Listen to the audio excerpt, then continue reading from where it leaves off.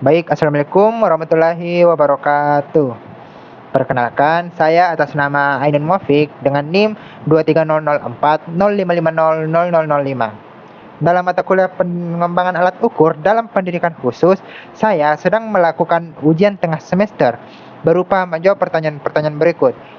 Adapun yang pertama itu menjelaskan perbedaan antara pengukuran, asesmen, dan evaluasi dalam pendidikan khusus, lalu memberikan contoh masing-masing. Adapun yang pertama itu pengukuran. Pengukuran merupakan proses kuantifikasi atau pemberian angka terhadap atribut atau karakteristik peserta didik berdasarkan aturan tertentu. Data ini merupakan bersifat objektif dan berupa data mentah. Lalu yang kedua itu asesmen. Asesmen merupakan proses pengumpulan informasi secara komprehensif, baik kualitatif maupun kuantitatif, tentang hambatan, potensi, dan kebutuhan belajar anak berkebutuhan khusus. Asesmen adalah detak jantung pendidikan khusus karena hasilnya akan menjadi dasar penyusunan program pembelajaran individual atau PPI. Lalu yang terakhir itu evaluasi. Evaluasi merupakan proses pemberian makna, nilai, atau pengambilan keputusan terhadap suatu program atau hasil belajar berdasarkan data dari pengukuran dan asesmen. Adapun contohnya itu seperti seorang guru mencatat waktu seorang anak tunadaksa jenis cerebral palsy atau CP memindahkan sebuah balok dan didapatkan angka 45 detik.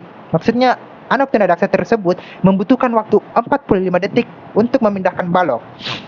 Lalu contoh untuk asesmen itu guru yang tadi itu akan mengobservasi cara anak tunadaksa tersebut memegang balok, melihat apakah ada tremor, dan mengecek jangkauan gerak motorik halusnya. Lalu contoh yang terakhir itu evaluasi. Berdasarkan waktu dari pengukuran tadi yang 45 detik dan hasil observasi, guru akan memutuskan bahwa anak tersebut belum siap untuk belajar menulis menggunakan pensil biasa dan memerlukan alat bantu genggam yang adaptif. Lalu adapun soal yang kedua itu menjelaskan prinsip pengembangan alat ukur, urgensi pengembangan alat ukur untuk layanan anak berkebutuhan khusus, dan urgensi mata kuliah ini bagi calon guru pendidikan khusus. Yang pertama itu pengembangan alat ukur. Pengembangan alat ukur merupakan prosedur sistematis untuk merancang instrumen yang disesuaikan dengan karakteristik spesifik anak berkebutuhan khusus, karena alat ukur standar reguler seringkali tidak relevan atau bias jika diterapkan pada anak berkebutuhan khusus. Adapun urgensi pengembangan alat ukur dalam layanan anak berkebutuhan khusus. Anak berkebutuhan khusus memiliki spektrum yang sangat luas dengan perbedaan interindividual dan intraindividual yang mencolok. Alat ukur yang dikembangkan secara khusus sangat krusial untuk menemukan profil hambatan dan kemampuan yang akurat. Tanpa alat ukur yang tepat, kita tidak bisa menyusun program intervensi atau PPI yang presisi. Lalu yang terakhir itu urgensi mata kuliah ini bagi calon guru pendidikan khusus. Guru pendidikan khusus adalah ujung tombak asesmen di lapangan. Mahasiswa harus menguasai mata kuliah ini agar terhindar dari malapraktik pendidikan, yaitu salah mendiagnosis kemampuan anak yang berujung pada pemberian materi atau intervensi yang salah sasaran. Adapun soal yang ketiga itu adalah menjelaskan prinsip dari validitas, reliabilitas, dan objektivitas dan pentingnya dalam pengembangan alat ukur. Validitas berarti sejauh mana instrumen yang dibuat mengukur apa yang seharusnya diukur. Mengapa validitas itu penting? Karena jika kita ingin mengukur kemampuan kognitif anak tunarungu, soal yang diberikan itu tidak boleh terlalu berat pada narasi verbal yang bias terhadap hambatan bahasanya. Alat ukur harus dimodifikasi secara visual agar yang terukur itu benar-benar kognitifnya, bukan melainkan kelemahan bahasanya. Lalu yang kedua itu reliabilitas, yang berarti sejauh mana instrumen memberikan hasil yang konsisten jika dilakukan berulang kali. Seperti yang kita ketahui, kondisi emosi dan atensi anak berkebutuhan khusus yang seperti anak ADHD atau anak autis seringkali mut-mutan atau fluktuatif. Alat ukur yang reliable memastikan bahwa skor yang didapat itu benar-benar mencerminkan kemampuan anak berkebutuhan khusus, bukan sekedar respons acak saat anak sedang tidak fokus atau sedang dalam mood yang tidak bagus. Lalu yang terakhir itu objektivitas, yang berarti sejauh mana hasil ukur terbebas dari bias atau pandangan subjektif penilai. Contohnya itu dalam pendidikan khusus sangat rentan terjadi halo effect atau underestimate terhadap anak. Maksudnya apa? Halo effect adalah guru tersebut merasa kasihan terhadap anak tersebut. Lalu underestimate berarti guru tersebut merasa meremehkan kemampuan anak tersebut. Dan dengan objektivitas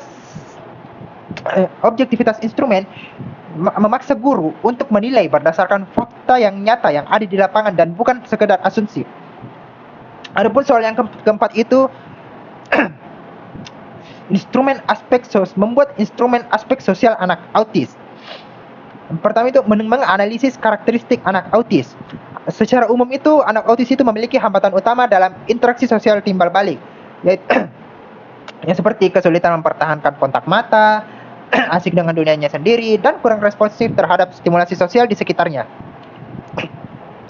Adapun aspek yang diukur itu aspek sosial dan emosional.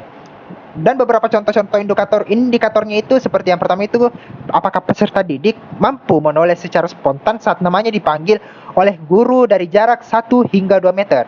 Lalu yang kedua itu, apakah peserta didik mampu mempertahankan kontak minimal 2 detik hingga 3 detik saat diberikan instruksi lisan. Lalu contoh yang terakhir itu, apakah peserta didik mampu membalas sapaan yang diberikan kepadanya, seperti ketika dia dilambaikan tangan, apakah dia juga melambai balik. Lalu soal yang terakhir itu, analisis uji coba instrumen yang tidak dipahami oleh anak berkebutuhan khusus. Adapun penyebab dari anak berkebutuhan khusus itu tidak memahami instrumen yang dibuat adalah biasanya disebabkan oleh beban kognitif instrumen yang terlalu berat bagi anak berkebutuhan khusus.